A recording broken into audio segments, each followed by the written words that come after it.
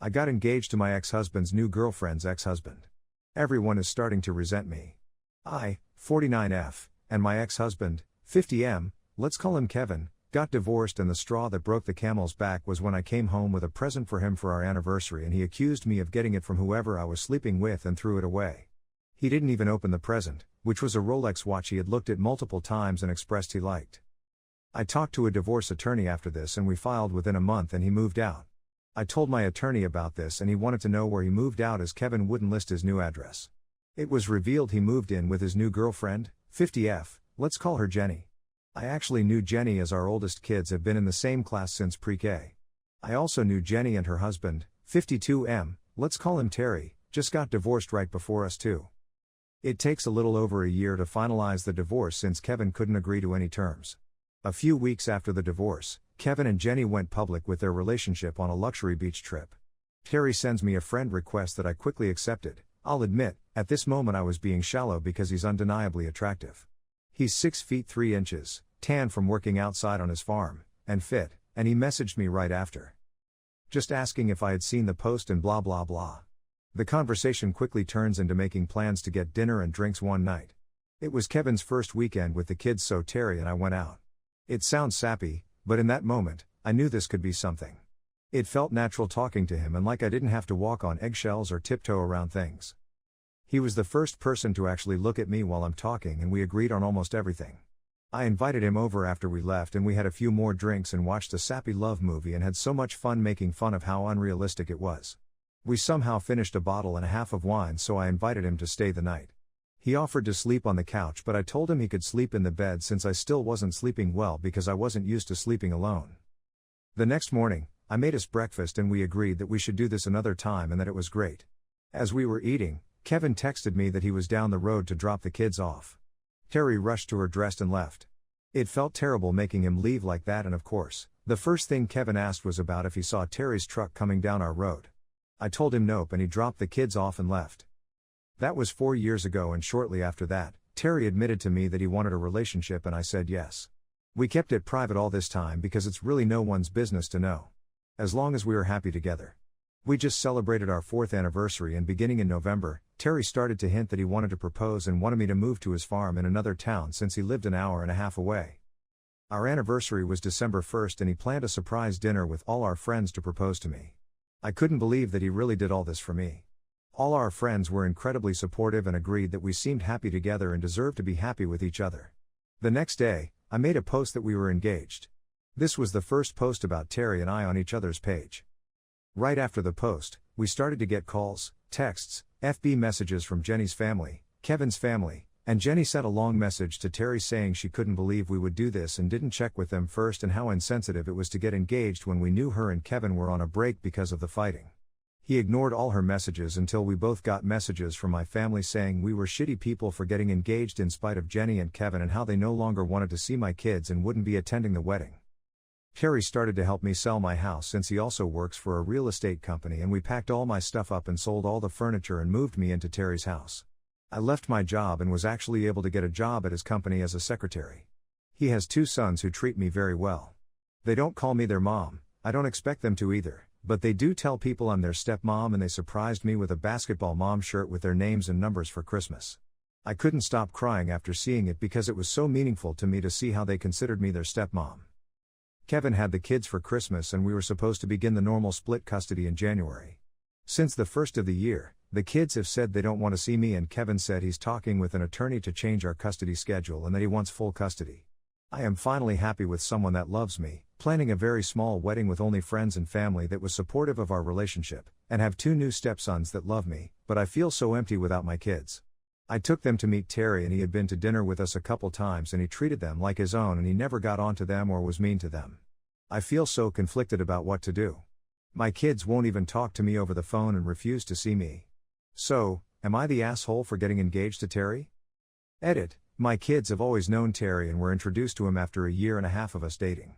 They had no problem with us being together and knew about the engagement as Terry took them to pick out the ring. It's not like he's a total stranger to them as they've been around him multiple times and been to his house. I hope this can clear up some confusion and I plan to elaborate more when I have an update.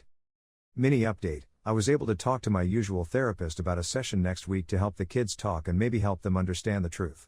It's next Friday when I would usually pick them up, so hopefully it goes well. Update. I'm not sure how much of an update this is, but here we go. To start, I'm sure him and Jenny had an affair when we were still married, and I really don't care to know. I don't let them waste any of my energy worrying about them and what they do or did. I probably could have worded the end of my post better. Terry isn't a stranger I just pulled off the street and got engaged to. My kids have always known Terry, as his kids are the same age and played the same sports. I told them I was dating someone after a year and a half and introduced them to him shortly after. They've been to dinner with Terry and me and been with me when Terry came over and been to Terry's house where he lives. He's a very busy and hard-working man, so we didn't get to spend very much time together where I live or with my kids, so I would usually spend time at his house, but I never skipped time with my kids to see him. Terry is a farmer, land real estate agent, owns his own business, and a volunteer firefighter, so that is why I decided to move there instead of the other way around. He has roots in his area while I was free to move. I did tell my kids prior to the move and engagement that I would like to one day move there. They did tell me that they really wouldn't be interested in moving there as they like the school they attend and didn't want to switch. I was fine with that and told them if I did, I would still like them to stay even if it's for a weekend or when they're on break. Terry also took all 3 of my boys and his 2 to pick out my ring, so it wasn't a shock to any of them. Terry asked all 3 of my kids individually if they were fine with it before he even proposed. I was also asked about if they could come to his house, and yes, they could. Terry has a very nice ranch house he built with 5 full bedrooms and 3 empty finished rooms in the basement that could be bedrooms. They've already stayed there too before the engagement and had no problems. Terry also has a room that he calls his office that he offered to clear out to make room for an upstairs bedroom, so one kid didn't have to sleep downstairs if all 5 were staying at his house, so they could have their own rooms and privacy. I didn't want to act like I was hiding my relationship with Terry, but we wanted to take things slow and not rush. Hence why we didn't post to social media or tell our exes. Obviously, friends knew. You can only tell people you're friends for so long before they catch on, but we only told very, very close friends who won't gossip and tell everyone. And lastly, the last question was about my job. Yes, I went from a director of a department to a secretary. A secretary making just under what I made as a director. You all would be very surprised what small town local business secretaries make. I'm a secretary/accountant for the land real estate company as well as Terry's business he owns and his farm. I go to work at 2:30 a.m. with him and don't leave until he does around 9 p.m. and still have farm chores after. So, for everyone degrading my career, I work my ass off. Now on to the update. After that post and the advice, I called my lawyer, who agreed that he can't keep the kids from me and that he was definitely doing something to make them flip like that. He did say we could go to court, but I told him I wanted to try and resolve it without court first. I'm not ashamed of it and I'll admit it, I see a therapist for my own health. I talked to her about getting a session with just my kids and she agreed. I called Kevin after that to say I want to have a talk with only the boys and he could drop them off, but he could not attend. The therapist was able to finally get them to open up. You Reddit detectives were correct, he turned the story to that Terry and I had an affair for years before we got divorced and even tried to tell the youngest that Terry could be his dad because I was cheating then. Which isn't true, as I never cheated on Kevin in our entire relationship. I was able to tell the kids the full truth and I felt like a 50-pound weight was lifted off my chest. After, I had never been happier to hug all 3 of them. I made sure to express how much we miss them and are happy to have them home. And completely unexpected was all 3 gave Terry a hug next. Terry isn't one to cry about much or cry very easily, but the second they hugged him, I saw his eyes water up and I knew I was making the right decision and picked someone who loves these boys as much as I do. They spent the weekend with us and I was able to tell the older 2 the full story about Kevin and Jenny, how the marriage fell apart, and once again invited them to live with us. They both said that they actually wanted to, but since Kevin had fed them lies, they didn't want to be around us.